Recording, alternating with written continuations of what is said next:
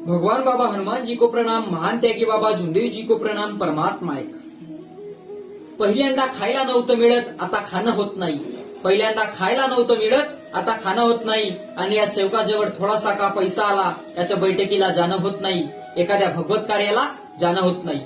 महान त्यागी बाबा झुंदेवजी यांनी स्वतःवरचे दुःख दूर करून या समाजातील लोकांवर जे दुःख होते ते महान त्यागी बाबा झुंदेवजी यांनी निष्काम भावनेने ते दुःख दूर केले। म्हणून या मार्गामध्ये येणारा प्रत्येक सेवक हा सुखी आणि समाधानी झाला।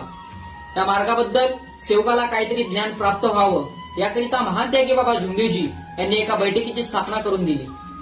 या बैठकीमध्ये 4 तत्व, 3 शब्द, 5 नियम व सेवकाला आलेले अनुभव यावर प्रश्न विचारले जातात। बैठक ही एक शाळा आहे आणि या शाळेमध्ये आपल्याला या मार्गाबद्दल काहीतरी ज्ञान प्राप्त व्हावं याकरिता जायचे आहे। बैठकीमध्ये भगवत कृपा जागृत असते।